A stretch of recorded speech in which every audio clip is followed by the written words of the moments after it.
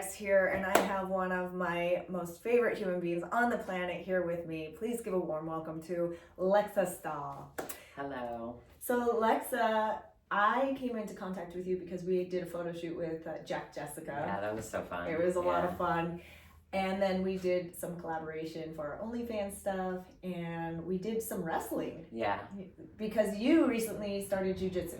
Yeah, I started jiu-jitsu about a little over 2 years ago. So, and I would totally had a huge girl crush on you because, you're a black belt, you've been training for many years. And, when I saw that you were going to be a part of Jessica's shoe, I was just like, oh my God, I'm nervous to meet her. That's so cute. So what got you into jiu-jitsu? So I started, with bodybuilding. So I started bodybuilding about 10 years ago. And I always wanted to box. I always wanted to fight. But I would start boxing and I'd really enjoy it. And then I would feel like, oh, my shoulders are sore.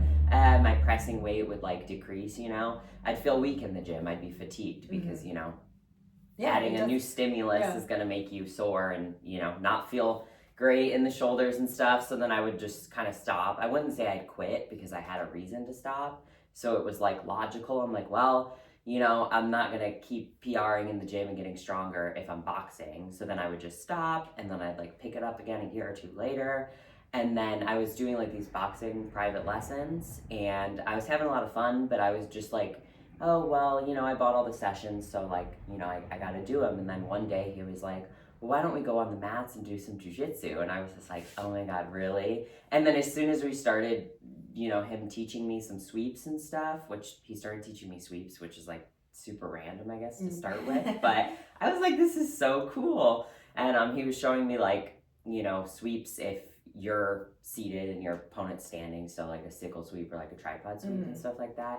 And I was like, this is so cool. Because it was so easy to just off balance someone and knock them over. So, I was like, I like this. And he was even like, well, you're way better at this, than boxing. Oh, so. You suck at boxing. Yeah, it kind of, he was like, you just are doing this a lot better. He could just tell I was picking it up more easily. So I was like, I love this. And then, I started getting jiu-jitsu private lessons because I wanted to kind of learn more stuff before I went into a bunch of classes and stuff. And then it was sort of like bodybuilding in the sense that I just did it once and then I was like, well, this is my life now. Yeah, so. That's so interesting. Let's go back to the boxing stuff you were talking about.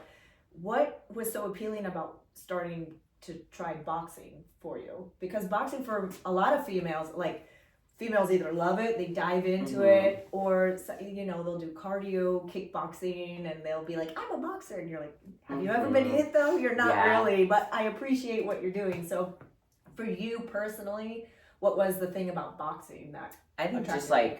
Fighting sounded fun to me. Was it a self-defense? I need to know how to protect myself, or I want to know how to kill someone if I need to? Both, I guess. So just learning how to fight, having another hobby, having the ability to know how to fight is very a rewarding thing because a lot of people think that they can fight, but they can't. You know what I mean? And so it's just kind of that appeal, but also just the ability, I guess. Yeah. The achievement. I mean, obviously it's an everlasting thing, bodybuilding or jiu-jitsu. You'll always get better, but it's just something a skill. Yeah.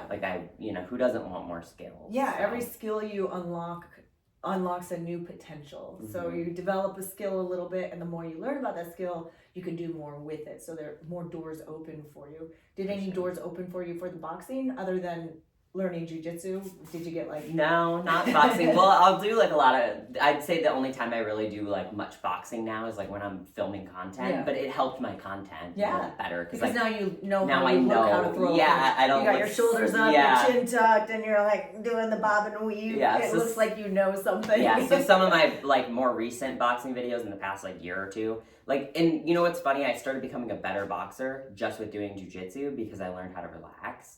Because before I would just be shoulder punch, you know what I mean? I wasn't punching with my body. But since I started training jiu-jitsu, I learned how to use my body, not just punch. You know what I mean? That power, that just throwing yourself into it. It's a lot where you learn how much power comes from the hips. When you're doing the sweeps and stuff, you're like, oh, I just used my hips for this. And it's the same with the boxing. If you throw your hips into it, it's more controlled and powerful. Yeah.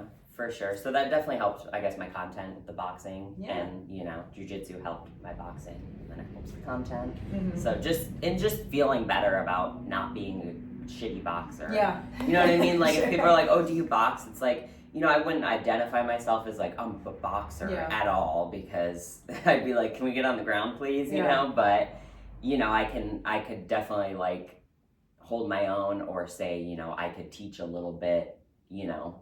Enough, the basics to the be basics, like, yeah, not a great boxer, not amazing, but probably sure as hell better than most all people, you know what I mean, unless they're a fighter. So, and that's good enough for me, because, you know, my heart isn't in boxing. Sure. But just knowing generally, and then like with like MMA sort of stuff as well. So. Yeah. So you started with boxing. Well, you started with bodybuilding. Yeah. And then went to boxing, then transitioned to jiu-jitsu. What got you started in bodybuilding? So I never liked my body growing up. So I was really, really skinny my whole life. So when I started working out, I was like 96 pounds, and I was like 15. And when I was a kid, you know, I mean, I wasn't like, I won't say I was teased or bullied, but like if there was like a catty sort of girl thing going on, you know how girls are, they're so mean. Boys are mean too. Kids are just mean. Kids are horrible, horrible, kids are horrible. Yeah, so the first thing people would say, if like, you know, if it came to that, which it wasn't like I was bullied or anything, I won't say that, but like people would be like, oh, like you're anorexic. And it's like, bitch, I will eat you under the table first off. But, you know, I never had an eating disorder or anything. I was just so skinny. And I literally looked like I'd say I looked healthy, but a lot of people would say I didn't, because I knew I was healthy. And I didn't have like, you know, my bones weren't popping out. I was just like rail thin, like so skinny. And so I think I was on Tumblr one night, so like the blogging website or whatever. And I saw this muscular girl, and it was kind of like an implied nude picture. I don't know how I came across it, like, because I would just go on Tumblr at night and, you know, you like reblog stuff or whatever. I don't know. And I saw this jacked girl, and I was like, whoa. Do you remember who it was? I have no idea. And I could never find it, because I have no idea how to get I don't even know if Tumblr's still around. Yeah. I think they got banned because they had like sex workers talking about it. They're like, no, we can't have anyone talking about sex. Yeah, well, I'm sure that, you know, they'd be surprised by everything else on there. I know. Facebook has some secret dirty groups that they should get them removed from the entire internet, but they have enough money to fight it. So. Yeah, I believe it. I don't remember, but, you know, whenever you're new to bodybuilding, you either think that you look like a normal girl, or you either think that you're absolutely jacked and masculine. It's a type of body dysmorphia, no matter which way. You're either too small or you're too big. Your way you see yourself is not the way anyone else really sees it. Yeah. But a lot of people think that there's no like in between, you know, like where we're at, where you're kind of like a figure physique sort of thing, because everyone thinks, you know, you're either normal or you're just jacked out the ass. Like you look like a dude, like you're masculine, you're veiny, you're shredded.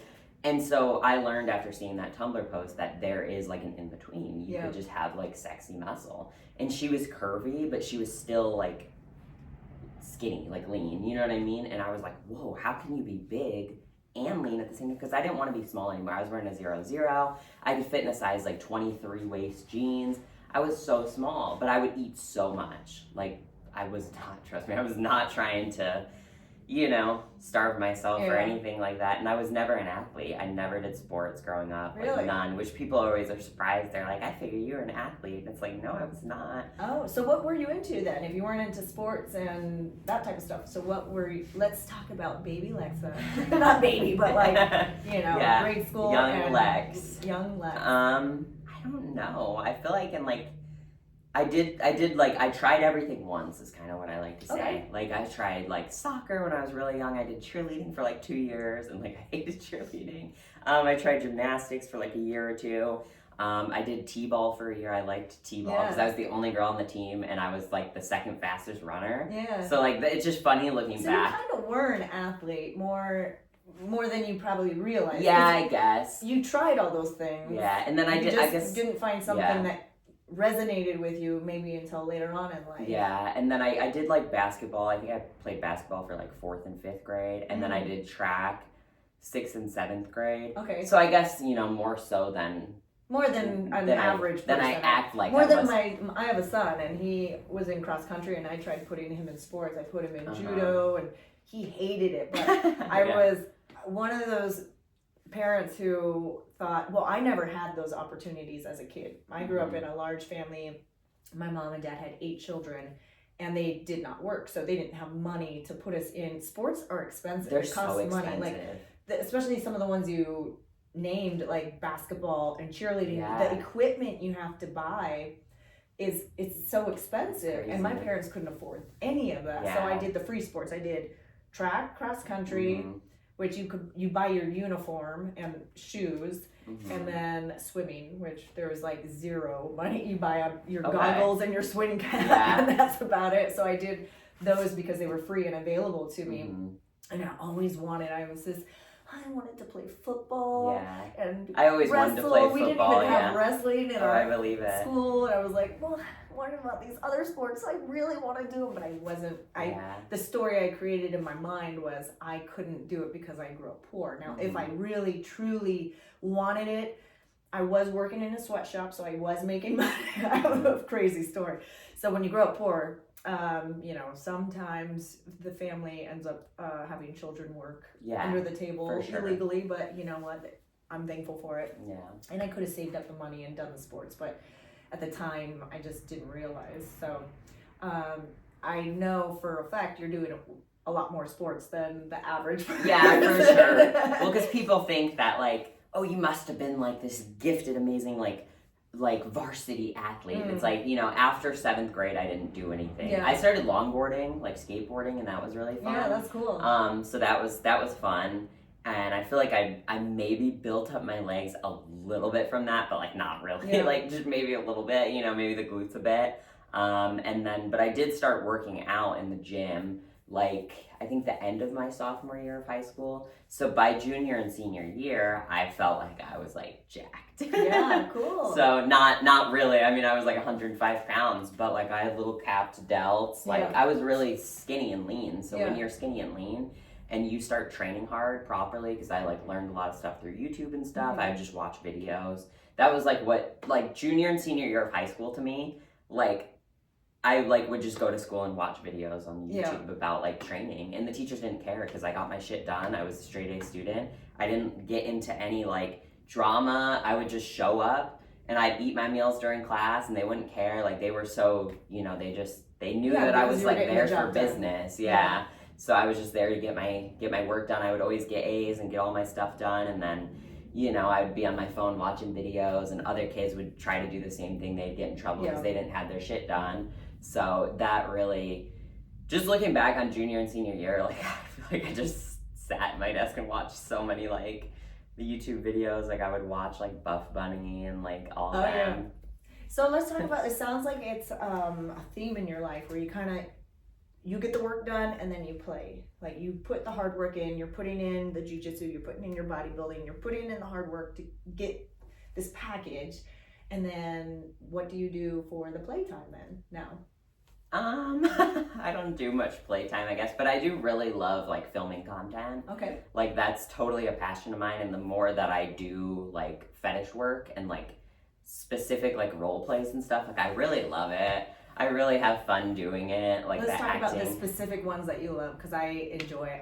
It's something I really So when I got into adult, I'll be full disclosure. I'm the stereotypical person who gets into porn where I did it for the money. I was like, I need to make money fast, and I personally don't have a stigma behind nudity or sex. It's other people's view on that, but it doesn't affect me, so I don't care. They don't have to maybe it makes me a sinner. So. I don't know. When I don't care, then I'm happy to be a sinner. But I don't have the shame. Like I have had that. Society has put that on me, but I've been able to go like, well, that sounds like a you problem, not a me problem. For sure. Like you don't have to look at it. Like get off my page. Yeah. And like everyone's naked every day. If you shower, you've been naked. It's just a matter of are you comfortable with people seeing that or not? Yeah. But I'm totally comfortable with it. I've always been that way too. Like always, I'd say I've like always been a bit of a nudist like my whole life. So I'm definitely comfortable being naked, you know what I mean? So I got into the industry because I was like, I make money, and I wouldn't say I enjoyed it.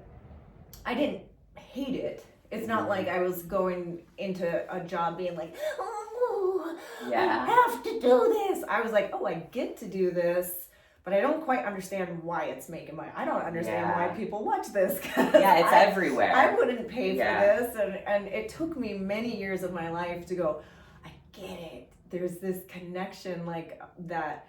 If you have a great performer or someone who loves what they do and they get your fetish, it's really this marvelous collaboration between you and the viewer, because you're fulfilling this fantasy that they can't get anywhere else, and maybe they're not feeling that they can discuss it with anyone else, but because we advertise that, hey, we totally dig doing this, they come to us and share their deepest, darkest, amazing parts of themselves. So what fetish do you find that you really enjoy doing the most? Okay, there's a bunch. Yeah. So to, I guess, add to what you were saying, I really love like the mutual trust, and I feel like a lot of people in the industry, they're just here for the money, or they don't really have like a deep respect for their fans. And I feel like a very deep respect and connection, like it makes my day, it makes my life whenever people are like, oh wow, like, oh, you don't think that's weird? And I'm like, please, I do not think that's weird. Like, I'm not gonna judge anyone. As long as it's not, illegal, really. It's like, I'm not gonna judge anyone. Like, I want to make their dreams and fantasies come true. And it's so fulfilling for me because they're spending their hard-earned money on this content, and I wanna make it perfect. So I kind of look at myself as like no fetish off limits almost sort of thing for me. As long as it's within as long as it's not the boundaries of the law. Yeah, so pretty much anything else. Like, I've done some really crazy, amazing shit. Like, I love it. Like crazy as in just like, wow, like someone wanted to see me do that. Like, I'm flattered that you wanted to see me do that. And then it makes me so happy when people love it. So I actually have like this review page, and people will go and like add their reviews of me, and like honestly I'll read them sometimes, and I'm just like, my heart is happy because I like to make people happy. I mean, they're spending so much money on this content, and there's a lot of models out there that just don't really care, but for me, I'm like, I want them to love the video. Like, I want it to be the best thing that they've ever seen. Like, I want it to go above and beyond their expectations, and I want them, like, I want to understand what they want more than they understand themselves, because that's like so fulfilling when they're like, oh my god, I got past like 20 seconds, and they're just like, they love it, you know what I mean? And so in terms of the fetish I like the most, I don't know, I obviously anything femdom. I love like humiliation and degradation. I love talking shit.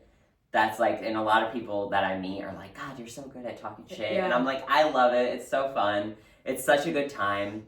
I also really love vor. Oh, fun, yeah. I love vor. So for people who don't know what vor is, why don't you go ahead and explain it? Because it is a very niche. It's very niche, and it is in a lot of mainstream, like, superhero stuff that people don't realize it. That, ooh, that's a fetish, and people get into that. So why don't you go ahead and tell people what vor is? So vor is, like, I guess I don't know the exact textbook definition, but I'm sure it's pretty close. It's the fantasy of wanting somebody to consume you or eat you, something or somebody. It's a lot of the time it's a creature, a worm, but it could be any type of ingestion. Most eaten alive. Or like if I was to shrink you and chew you up like a little protein snack right now, like that's so a lot of times I guess it's just eating the people, which I guess could be like cannibalism a little bit, so you gotta, but it's like a cute one. It's like a cute version. I don't know, maybe it's just because like I have sharp teeth, so I really like to like capitalize on that, and that really goes hand in hand with like the shrinking fetish and like the giantess. And giantess is really fun. It's just very, very popular and common now. So but anything femdom. I really just love anything femdom. I love any sort of degradation, humiliation, that stuff's fun. But then I also like to act submissive as well. I feel like I'm working on my submissive role, because I'll go from like super dom to like when I'm acting as a submissive, I'm just like very submissive. So like I'm trying to like, I'm like, no, Find the balance. like damsel in distress sort of thing. But I just love acting. Like it's so fun. Yeah. Like I have so much fun. Like if people like email me, for example, or hit me up on any of my things, because I have people everywhere really that reach out to me for customs and stuff. If they're like, oh, like I have something for you, I'm just like, yes, like try me. Like I hope it's different. Make it exciting. You know. Let's talk about how do you elicit from your customers the details of the script for the custom that you pin on and you understand that's important to them. How do you go about talking to your clients, the ones who are paying for this custom, to understand the exact spots that they're gonna go like I have a strategy. I ask a lot of questions, and if I need clarity, I will ask them, can I get clarity on this thing? But what's a strategy you use to elicit all that information from them so that you know you're going to give them this nice polished nugget? So one thing, since I do a lot of femdom content, one thing I like to make very clear, because someone will be like, oh, I want like a femdom JOI. And I'm like, okay.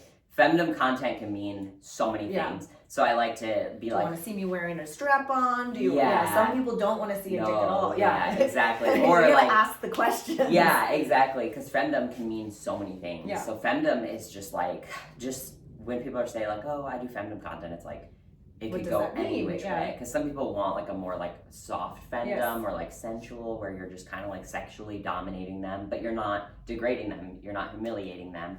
You know, and then certain things like if you add in like SPH, small penis humiliation, that's very off limits for a lot of people. So I like to make that clear. Like I don't want to have them, you know, over there stroking to the video, loving it, and then I come in and I'm like, yeah, stroke your little dick or something like that. And a lot of men like that, and they're like, you know, and I don't want to make that mistake, because it's like I don't want to be a boner killer. I don't want them to spend their hard-earned money on something that's like not what they want. So some people are very, which you know, some people are very clear, line by line. Like 30 seconds of this. A minute 40, and this. Reference image, and so I love those ones. I love and I hate those, because I love that they know what they want, and it makes it's very specific. But then I go, oh God, and now I'm looking at a timer, and I'm so focused on making it so specific for them that I'm I'm just like robotic. I'm doing the robotic, because I'm like, and it's not authentic. I just feel it's mechanical, So I try, and I do find that challenging, which I love, because it's something that helps me grow. And then I also get a lot of ones who are like, I've never ordered a custom, but I love you. And those are the ones where I'm like, I want to make this great for you. So are you into feet? Do you want me to mention a cook? You know, a lot of them, I don't want you to mention anyone else. Don't talk about someone else coming in to fuck you in front of me. And you're like, I don't want to see feet, which is like, it's either they're really into feet or they're really like not into feet. That's true. Because a lot of people will be like, sorry, I can't just get into the feet thing. And I'm like, don't apologize. I'm sorry you have to see them. Like, exactly. So I have like not a whole questionnaire, but I elicit a lot of information from them to make sure that it's going to be the thing they want.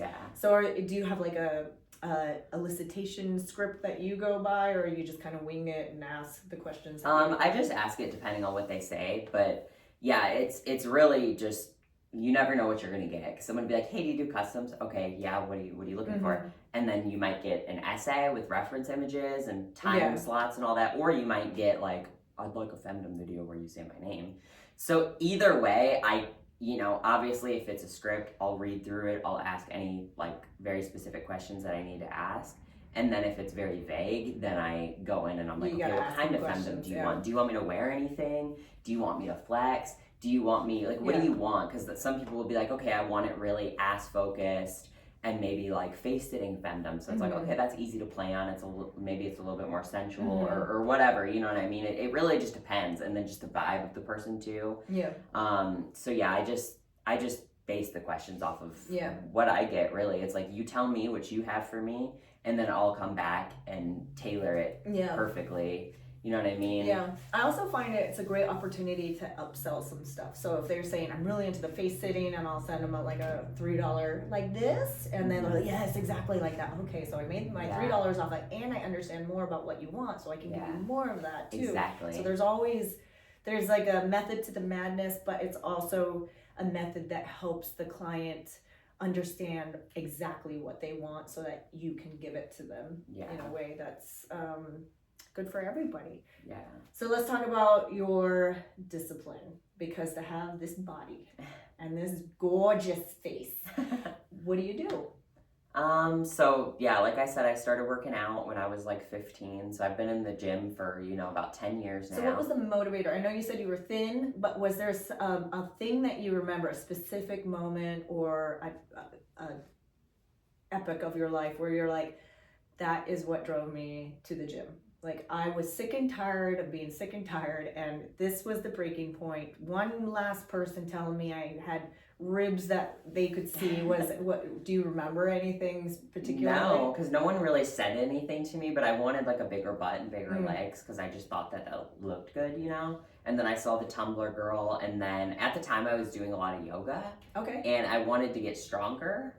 And I also saw like yoga girls on the internet, and I'm like, wow, like they're muscular, but they're not bulky or masculine. They're just like fit with some muscle. You know what I mean? So I just started going to the gym, and then, I actually do remember my first few times at the gym. And I got contacts because I started going to the gym. So contacts, because you wear glasses normally? Yeah. Okay. So let's talk about when you first started going to the gym, because I have a lot of my fans, one of the biggest questions they ask is, how do you get motivated to start going to the gym? And motivation is something you just kind of, it's like having faith. You got to have a leap of faith. You just got to do it. There's nothing, no videos you can watch. You can watch all the videos in the world, and you can desire to go and fantasize about going, but to get out and do it, you just have to go. So what was your North Star? You're like, I'm going to go. Did you have a picture? Obviously the girl from Tumblr that you saw. Was there like a purpose where you were like, I want to have this from working out? What did you have, like a vision of what you were going to get from starting to work out? I guess kind of. I knew I was going to get like thicker legs and a thicker butt and be stronger, because I didn't like throughout my life, people would come up to me and be like, wow, you're so skinny. And it's like, I'm just going to start walking up to people and be like, wow, you're so fat. Like, it's the same thing. Yeah, it is. Like, it's you don't just go up to someone, just like walking up to someone and being like, wow, you're so short. And it's like, that's just rude. And I didn't like that, but it wasn't about anybody else. It was about myself and how I felt. And I wanted to feel strong, and I wanted to feel sexy. I didn't want to feel like this rail. Yeah. You know what I mean? So I didn't what was so important skinny. About feeling strong to you? I just wanted to feel confident. I wanted to feel confident and sexy. I wanted, you know what I mean? I just didn't have, I always wanted to model.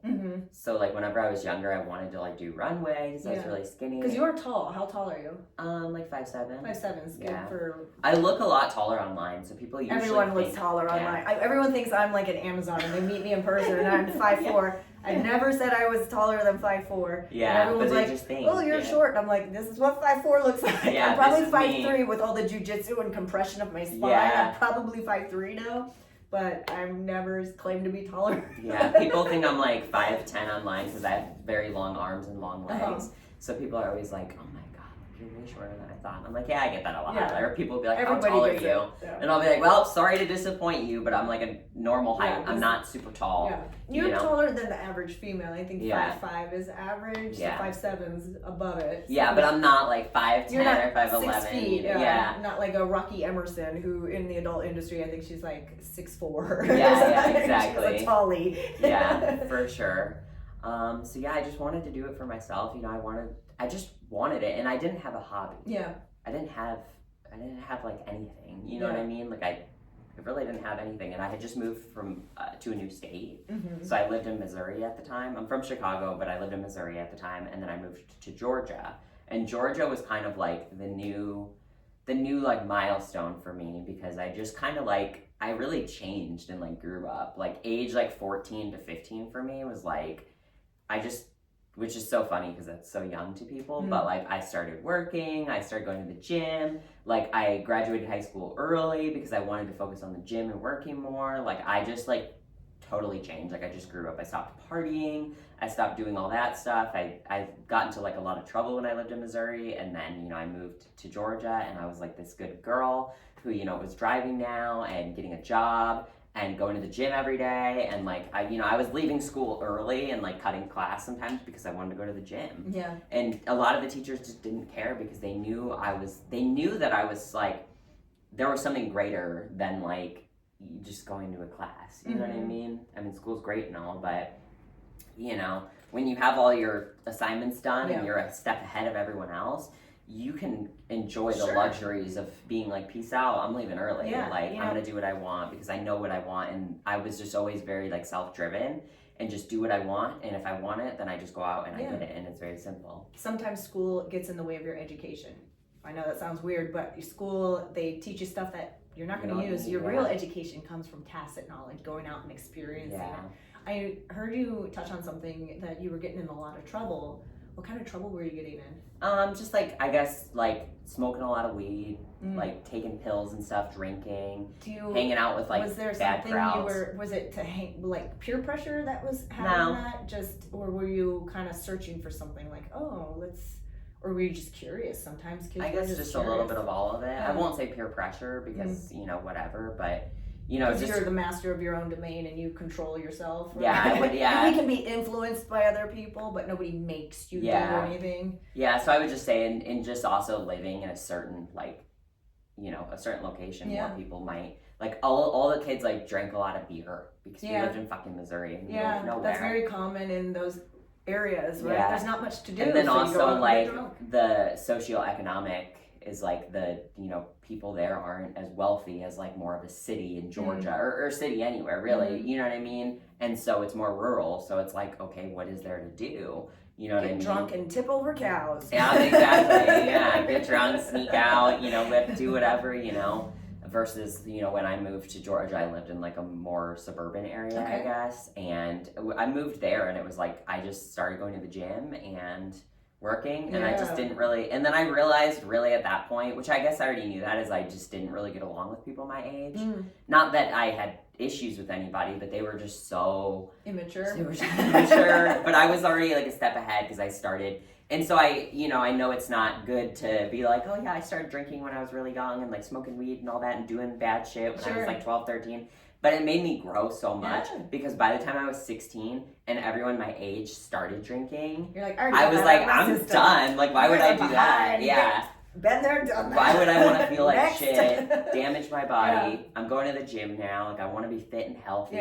Like, I want to live a good lifestyle. I want to take care of myself. I don't want to just go get fucked up for no reason. That came to me later in life. I wasn't 26 until that happened for me, where I was like, I'm gonna stop drinking, partying, doing drugs or whatever, because I just didn't have my self-worth. I had a rough childhood and then a rough adulthood even, and I got motivated from jiu-jitsu because I did an ultimate surrender match. I lost my match and I was like, I need to never have this happen to me again.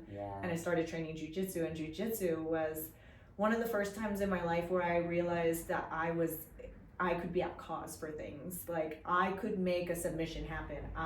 If I lost a position, it was because I did something wrong. And correlating that into life outside of the mat, it clicked. Like, I had people tell me this my entire life, and I constantly sat there going, you don't know what it's like. You've never grown up on the right side. Blame it. Always, everything else was an excuse. It was always, and it's so disempowering when you think all the problems are outside of you, that things are happening to you. And once you realize that things are happening for you, and you are the co-creator of your destiny, then you feel way more empowered. And at 26, I started jiu-jitsu, started working out. I had a major eating disorder all throughout my high school because I grew up in a poor family and we ate government food, free crap, and it was like a lot of cereal and a lot of sugars and garbage. Most of my family was overweight, and I got to a point where I started gaining weight, and my brother's girlfriend said to me, "You're getting fat." And I had people say, "Oh, you're gaining weight," and I was like, "Yeah, okay, I'm growing. Yeah, I'm getting bigger." But to have someone say you're getting fat, because I saw my family as fat, and that's where I started anorexia, and that was really challenging for me, and I discovered bulimia, and I was like, oh, you can eat and Yeah, you can have it both ways. So yeah. for about 10 years of my life, on and off, I was bulimic. And then when I started working out and understanding nutrition, I was like, mind blowing that you can have a healthy lifestyle and have this amazing body. Yeah. So that was how I developed my discipline, and my why was more away driven from having the health problems that my family, my mom and dad have had, my sisters had, the obesity, the joint problems. I run away from those initially, and now I'm driven towards having a healthy lifestyle and meeting cool people who are also into it. Yeah, for sure. So what for you keeps you maintaining that momentum of working out? What's your why now? My whole life has been, every opportunity I've gotten, and it's not just about the opportunities, but I have to just work out and train jiu-jitsu because I fucking love it. That's my life. I could not, if I don't roll for like 5 days, I'm going crazy. Or, if I don't train, I'm going crazy. I need my cardio. I do a ton of cardio these days. I just love to feel strong, in shape, fit. I love to nourish my body. Why would you want to, I'm so passionate about it because people always have those excuses and they're like, oh, I wish I looked like you. And it's like, well, anybody just so you know, I used to be 90 pounds. Yeah. I think it's an easier starting point than being fat, because then you have to lose the fat and, reconstruct your whole body, versus me is like, I was basically just like a stick. And then I just started slapping muscle on everywhere slowly. Yeah. You know what I mean? So for me, it's just, I love it and I'm passionate about it. And a lot of people are like, oh, how do you stay motivated? And it's like, I don't have to stay, like, that's like, I'm very intrinsically motivated. So like, that's kind of hard for me, but it's very simple also at the same time. Because it's like, well, do you want results? Yeah. Do you want what you want, or do you just want to stay the same? And why do you want it? Understanding your why. Why is this important to you? For me, like I said, I was at first away motivated, where I don't want to be unhealthy. I don't want to have diabetes. I don't want to have these joint problems, the back problems, like seeing my mom and dad constantly fighting with these health issues. I'm like, ugh. And now I'm towards motivated, being like, oh, I know for a fact doing this is giving me better sleep, better skin, better relationships with my family, as long as I have a balance. So the thing I want to ask you about is, how do you keep the balance between having this intensive workout lifestyle? Because jiu-jitsu, you could spend your life in the gym. I've been there. Yeah. I've been addicted to jiu-jitsu. Yeah. So how do you find the balance, and has it affected your relationships? I'd say balance is definitely a hard thing for me that I'm navigating, because between working a lot, I'd say my work-life balance is way worse than like my training balance, because I know that the body has to recover. So when I first started working out, like, just the material, and nowadays, which I'm talking like I wasn't around before I was around before the internet, and I really wasn't, because I've been on the internet my whole life. But you can learn everything you need from YouTube. It's so easy. I learned everything. Yeah. You know what I mean? Everything I know. There's no excuses for anyone to not have anything in life. With today's world, if you have access to the internet, you have access to infinite knowledge. Yeah. Which means infinite potential. As I said earlier, the more skills you unlock, the more potential you unlock. Yeah, exactly. And just more knowledge. And then you're just better in every area of your life. Like, even if you could ask my family or friends at the time, it's like, when I started working out, my whole life changed. I started getting straight A's. I started just caring about school more, caring about work. Just everything comes. Like, once you do great in one area of your life, you want to do great in the rest, because it's so easy. Yeah. It's so easy to just be like, well, anything, like relationships, for example, it's like consistency, communication, doing the right thing, daily actions add up. Same with anything, you know what I mean? So it's like, relationships are like the gym, kind of. Everything's the same in its sense. Yeah. You have to be consistent. You have to want to do it. You have to be motivated to do it, or disciplined to do it. And we're just going off on all these tangents. I love it now. And I love tangents. Yeah, so. Tangents are great. I think knowing what you want makes everything else in life easy. Like, I want to be an athlete. Yeah. And once you have that, you go, okay, so how do I get that? And you work it backwards. Okay, I'm going to have to start working out. I'm going to have to start eating healthy. So once you know what you want in life, everything else in life is easy. Yeah, and then just, seeing the results too, because I started seeing those results quick. and I was like, oh, I love this. I'm addicted to it. I like to challenge myself. Yeah.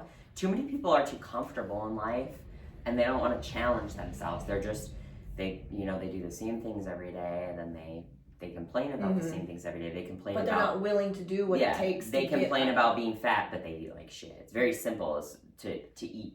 They're living healthy. in effect. When I was saying about my youth, everything was happening to me. I can't have that. That's not for me. That's because it's easier to stay in my comfort zone. And I couldn't do that because this happened to me. You feel like you're in control because you know that if you stay where you're at, you're going to get what you've always gotten. Going outside of that comfort zone, stretching outside, it's the unknown. Yeah, and it's hard being a beginner too. And that's the thing that people need to understand is everyone sucks when they start doing something. Exactly. It's the consistency. Like you said, it compounds. Every bit of information you get compounds and it learns off of itself. And then you can handle more over time. You know what I mean? Because a lot of people don't want to start because they don't want to be a beginner, but it's like that just consistency, because a lot of people will start in the gym or jiu-jitsu and they'll show up and they're like, oh, I did 5 days this week. Yes. But then the next week they're tired because they did too much for their body. Yeah. And then they fail, they quit. Yeah. They fail, but you're consistent in the long run. It's not about a monthly basis. It's like month by month, year by year, you know what I mean? Yeah. So even if I, can't make as many jiu-jitsu classes a week as I want to, I know that it's going to even out, and that I know that I'm the creator of all my decisions, and you know what I mean? And then also listening to your body. So I wouldn't say that I have a problem with training life balance, because I know that the body needs to recover, and I learned that very early on, especially being as skinny as I was. I know that I needed to gain weight. I was eating so much food when I first started. I was eating 3,400 calories. Yeah. And I was slowly gaining weight. That's the hard part when you're trying to put on weight, is constantly getting good quality calories. Yeah. I loved it though. I was like, I'm just cooking all these meals. I'd started cooking food for my family. My jaw was hurting because I was eating so much chicken. Yeah. And I was like, oh, I've never had to eat so much in my life. I was just the era that I'm in was oh, here's these healthy protein pancake recipes. And obviously I was eating a lot of whole proteins, meat and stuff, but then I was eating in the morning I was eating protein waffles that I was making with all this stuff, and so I had so much, and then I was having protein bars and stuff too, which some people would argue, oh, that's not the best, but it's it's okay, better than a cookie or a Snickers bar, exactly. You do the best that you can. So and then work-life balance isn't so good. I work a lot because I love what I do, and it's a lot of work to maintain all the socials and all the, OF and filming customs and collaborating and managing everything and posting every day on, Twitter, Reddit, Instagram, OnlyFans. You are an influencer in every sense of the word. And one of the things I think people say to OnlyFans performers like us is get a real job. And I look at us and I'm like, we're working the same as any other content creator. It's the same exact formula. The same type of work has to go into it. Yeah. The scheduling, the booking, everything out, your flights, travel, getting the content, reading the scripts for the people, filming it, editing it, marketing it. It's all it's a real job. Yeah, being an influencer is a job that doesn't sleep. It doesn't sleep. Yes. It doesn't sleep. You wake up, you wake up to stuff. You get you wake up and there's 300 emails of people. Yeah, and you're okay, so. Prioritize. But it's very rewarding, and I've just learned so many skills, I guess. Just about everything. You get what you want. You reap what you sow. It's if you want it, go and get it. And a lot of people could say oh, well, that's that you're lucky, you're pretty, you're fit. It is and true. All this yes, stuff, and it's and I'm going to use every fucking advantage I have. But it's I wasn't always fit. Yes. You know what I mean? I used to be skinny. I work for what I have, and I am pretty, and I do have a big following, and all those things are true. And I earned it, so why don't you do it? Because you could do it too. Because that's why I tell people, I'm like, well, you can start an Instagram. I started my Instagram 10, 11 years ago, and so it's very important to me. It's seriously, I started it years ago, and when I was 15, I started an Instagram with the goal of making money off of it.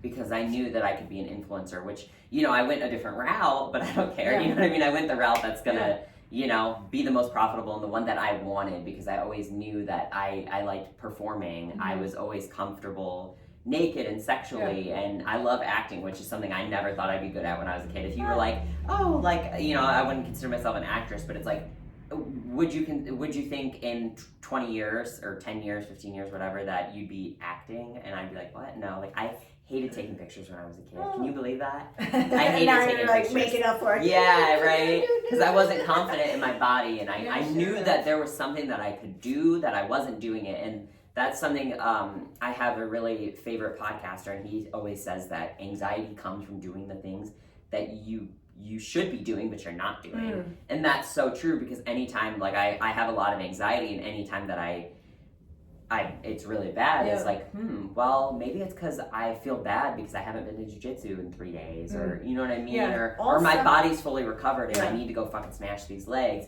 or you know what I mean, you know, I have a lot of customs I need to get to, or something like that. Like it's always something that's just like a cloud over you that you could just open it and be like, well, let me just get this shit done, and then the anxiety will go away. And it's not always like that, because sometimes relationships, or like, not me personally, but like other people have anxiety about like their family or something that really is external to them that they can't control. So that's different. They can't control how people treat them. They can control how they react to it. Yeah. And all suffering comes from the attachment to an outcome that we don't yet have. We expect something. We have this. We should be. Everyone else is. I want this. What we don't have. It's the suffering stems from that desire of something we don't have, this attachment to a desire that we don't have, and we do have control over that. Yeah, and something that I feel like I learned early on, because the current state that I live in is the 6th state that I've lived in. So I lived in so many different places by the time I was like 23, and that taught me so much, because it taught me that I could outgrow people and I can leave, and I don't have to. And I feel like a lot of the people who are most like unhappy, who don't grow in life, are stuck in this box of where they think they should stay. And I'm not saying that it's like, it's not realistic for a lot of people to be like, I'm just gonna go move across the country. Like, that's not realistic for a lot of people, because they have family or kids or jobs. But they can.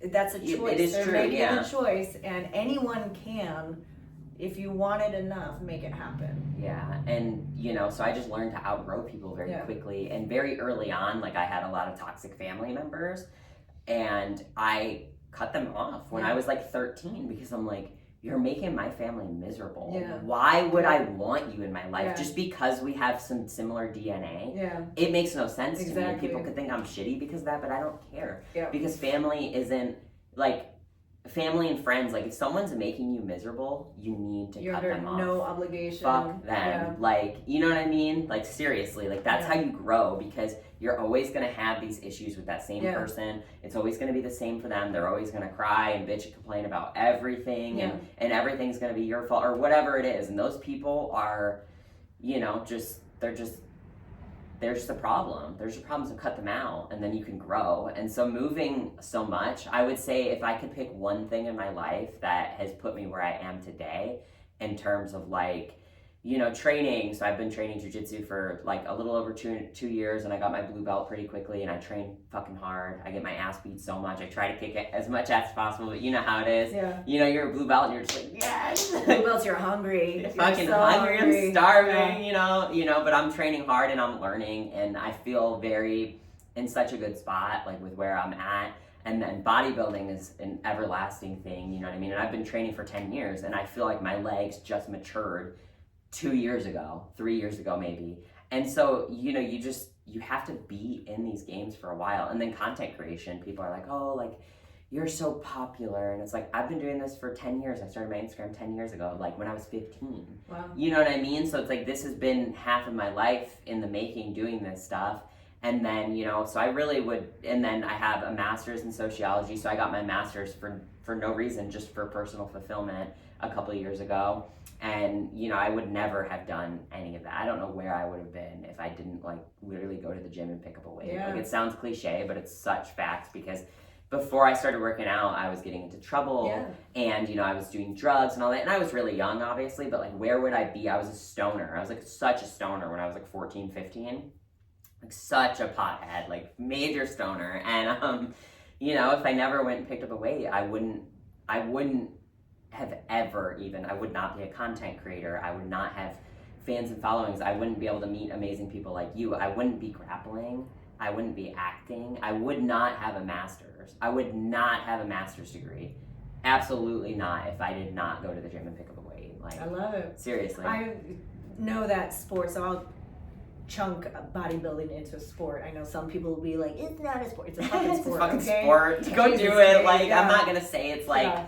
you know, it's. I'm not gonna say it's an easy sport, but I'm not gonna say it's a hard sport. Like, it's anything however can be a you sport. want it to yeah. be, right? So I think joining a sport, and especially any martial art, you learn so much discipline. You learn so much about psychology, your own psychology. And I love do that. inner work, because let's say you don't meet your PR at the gym, you roll that through your mind all night, like, okay, what would I do different? What did I eat differently? You go through and you look for the patterns, and then you figure out how to replicate your good days, and not you learn your body, and you so learn much. that connection between your body, the mind-body connection. It's amazing. I'm so connected to my body. Like, if I ever do go to the doctor, I'm just like, yeah, I'm experiencing this, but it's probably because of this, and I'm doing this because of that, and this and this and this, that, and they're just like, okay. And I'm just like, I just freak them out because I know my body and no one else knows my body. Like, I'm so in tune with my body, and it's such a strength that no one can take from you. Because I could be like, oh, well, you know, like, even for, this is a real example, like, my face is a little bit puffy today because I'm about to start my period. Like, it's very, and that's very easy, like, low level body psychology. No, but everyone who is bodybuilding has this, because we have, I think, when we're lifting weights, if your brain is connecting to the muscle group that you're working out, and you can focus on those groups, you develop more muscle that way. It's that connection, because you're activating the muscles at a higher level than if you're just going through the motions. And then at that point, when you can connect with your body, your mind, your muscles, everything, it's like you can unlock your full potential through everything. You know, with jiu-jitsu, with bodybuilding, with cardio, with everything. And I'm even content. I'll go to the woo-woo level and go even healing. I've had herniated discs from jiu-jitsu, and I've meditated, connected my mind to that, and it was like visualized healing to it, and I've healed injuries. I believe it. Instantly, but within 3 days, where it would take 6 weeks.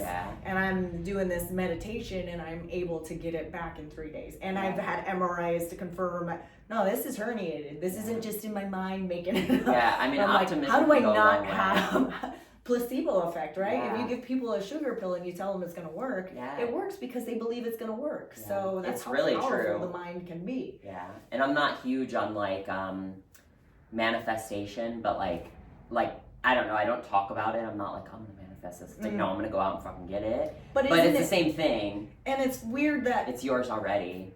Millions of people around the world do manifestation, and it works. So it's just, I mean, you have to do the action. It's the visualizing, right? You visualize it, your mind does it, and then your body has to take action. So that's, you have to take the action, like you said.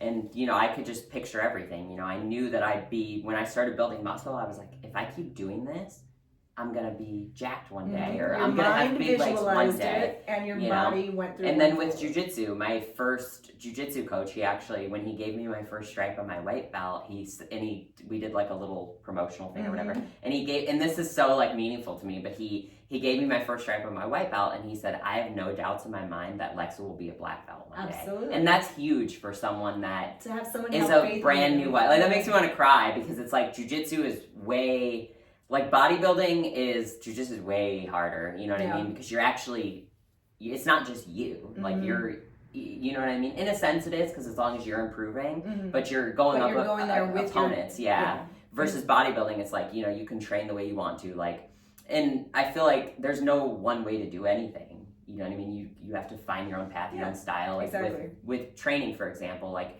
I was never amazing at like back barbell squats. My body, I have like long tibias, I have long legs, so that could be an excuse, but it's not. It's fucking science. It's anatomy. It's very simple. You know what I mean? I'm not, I don't have short legs. So I'm like, oh, well, I have to squat if I want to get big legs, because all these girls squat a lot. They do. Yeah, that's what they do. No, they don't. I never fucking squat anymore. I just leg press and, lunges and stuff like that. I squat a little bit, but I don't back barbell squat. I haven't done a back barbell squat since like 2018. So, and I've built amazing legs in the past few years off of not doing that stuff. And then, everyone has a jiu-jitsu style, and I'm starting to learn my jiu-jitsu style, which is really fun, so. Nice. Cool. Yeah. Well, it's been amazing chatting with you. I love your mindset. I love how you know what you want and you go get it. It's a breath of fresh air. I think you have a lot you can teach people. I can't wait to see where you take this. So thank you so much. Thank you for having me. We talked for however long that is, and I think we could talk for like 5 hours. Hour. Yeah, I could talk forever, so. All right. Thank you.